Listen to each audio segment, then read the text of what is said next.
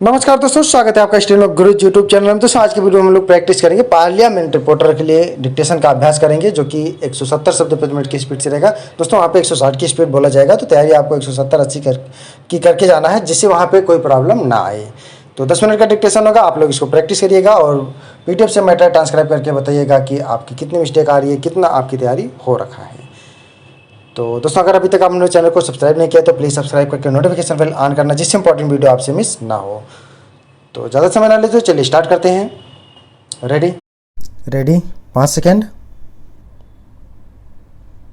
Start. महोदया, सदन के सामने यह विनियोग विधेयक जो लाया गया है, इसमें यह व्यवस्था दी गई है कि भारत की संचित निधि में से 1 अरब और 60 करोड़ रुपए से अधिक धन निकाला जाए और उसको देश की उन सेवाओं पर खर्च किया जाए जो अनुसूची में दिए गए हैं।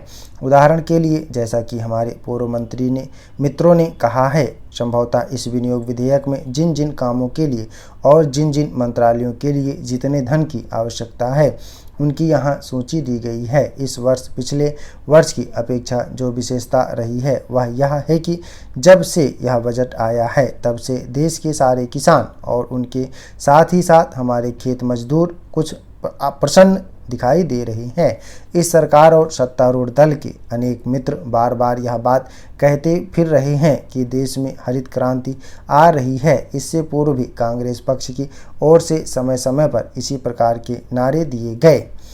कभी यह कहा गया कि आराम हराम है, कभी जय जवान जय किसान का नारा दिया गया और आज तीसरा नारा हरित क्रांति का लगाया जा रहा है।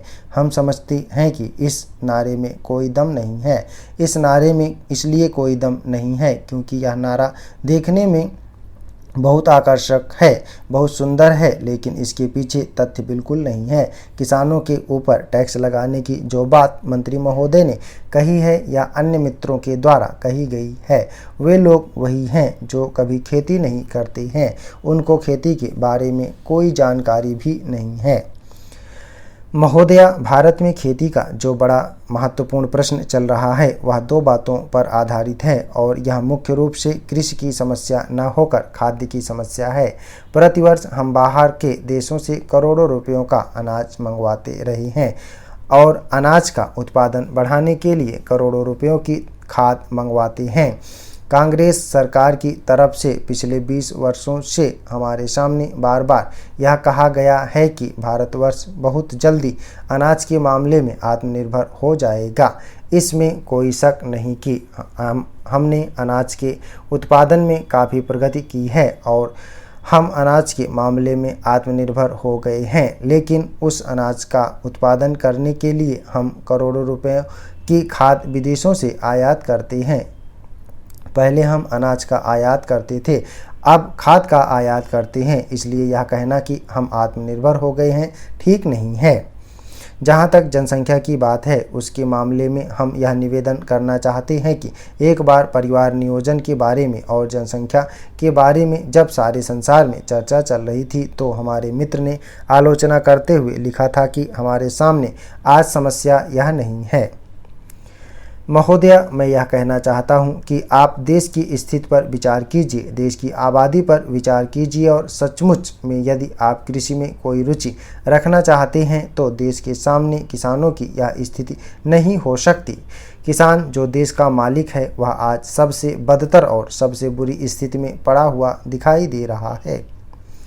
मैं माननीय कृषि मंत्री जी को बधाई देता हूं कि उन्होंने किसान की पैदावार के दाम बढ़ाए। मेरा निवेदन यह है कि अप्रैल और मई के महीने में जब हम यहां बैठे हुए हैं, किसान को इस समय 2 काम करने पड़ते हैं। एक काम तो खेतों में से गेहूं काटने का और बाद में उसको मशीन पर डालकर गेहूं निकालने का है। दूसरा काम यह है कि गन्ने के खेतों में फसल अभी तक पड़ी हुई है, उसको काटकर मिलों के गेट पर ले जाना पड़ता है। गर्मी के दिनों का यह काम नहीं है, यह काम सर्दी का है। इसीलिए मेरा निवेदन है कि गेहूं की कटाई और गन्ने की सप्लाई के कामों को अलग अलग समय पर करवा दें।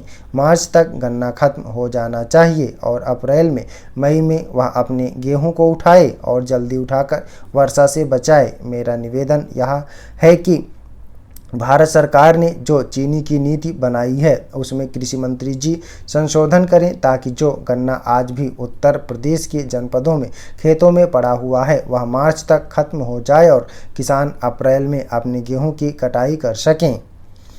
महोदया, एक बात मैं और कहना चाहता हूं कि यह जो कृषि मूल्य आयोग है इसमें कई वर्षों से सुनने में आ रहा है कि किसानों के प्रतिनिधि भी लिए जाएंगे, लेकिन कई सालों से यह बात उठ रही है किंतु अभी तक कुछ नहीं हुआ है। मैं आशा करता हूं कि माननीय कृषि मंत्री जो अब नए मंत्री बने हैं वह किसानों की समस्याओं को अच्छी तरह से समझते हैं और वह किसानों के प्रतिनिधियों को इस आयोग में शामिल करेंगे ताकि किसानों के उत्पाद का मूल्य तय करने में वह अधिकारियों के साथ बैठकर उन्हें समझा सकें। आप ऐसा कर देंगे तो मुझे पूरा विश्वास है कि किसानों की समस्याओं का बहुत हद तक हल हो सकेगा। महोदया, सदन के माननीय सदस्यों का मैं आभार प्रकट करता हूं, जिन्होंने किसानों की समस्याओं के लिए अपने मूल्यवान और आदर्शवादी सुझाव रखे। मैं जितना भी उनका धन्यवाद करूं, उतना ही मैं समझता हूं कि कम है। विरोधी पक्ष के सदस्यों ने भी बहुत अच्छे सुझाव दिए हैं और महत्वपूर्ण जानकारी दी है। ऐसा तभी संभव है जब वे इस बारे में पूर्ण ज्ञान रखते हैं और उनमें से अनेक तो कृषि विशेषज्ञ भी हैं। बहुत से नेता यहाँ पर किसान नेताओं के रूप में आए हैं। उन्होंने बहुत अच्छी बातें हमें बताई। मैं उनको धन्यवाद देना चाहता हूँ। आप जानते हैं कि हमारा देश कृषि प्रधान देश है। महोदया, जहाँ तक योजनाओं का सवाल है, हमारा उद्देश्य यही है गरीब हमारी योजनाओं से अधिक लाभ उठाएं। इसलिए हमने जो निर्देश राज्य सरकारों को दिए हैं उसमें हमने यही रखा है कि अधिक से अधिक लोग हमारी योजनाओं का लाभ उठाएं और भी कई तरह के कार्यक्रम हम चला रहे हैं। मैंने शुरू में ही कहा कि ये कार्यक्रम हमने शुरू किए हैं और उनके फल धीरे धीरे मिल रहे हैं। फिर भी हमने कभी दावा नहीं किया कि हमने सारी समस्याओं का हल कर दिया है। हमने प्रयास जरूर किया है और लगातार कर रहे हैं और हम उम्मीद करते हैं कि आपका अगर सहयोग होगा तो हम इन समस्याओं का समाधान करने में बहुत हद तक कामयाब हो सकते हैं।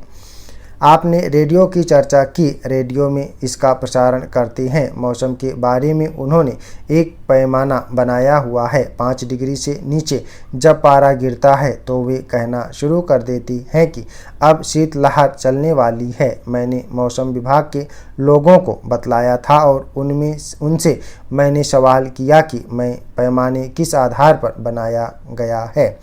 आप मेरी राय से सहमत होंगे कि सर्दी हो या गर्मी हो, इसमें तो शीत या लू से ऐसे ही लोग मरते हैं जिनके पास कोई रहने के लिए घर नहीं होता, पहनने के लिए कपड़े नहीं होते।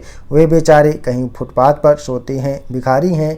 वे रेडियो कहाँ से सुनेंगे? लेकिन फिर भी मैंने मौसम विभाग से कहा कि उनको चेतावनी देने के लिए आप क्या कर रहे हैं, तो उन्होंने बताया कि जब पारा 5 डिग्री से नीचे आ जाता है तो हम रेडियो से शीतलहर आने की चेतावनी देते हैं।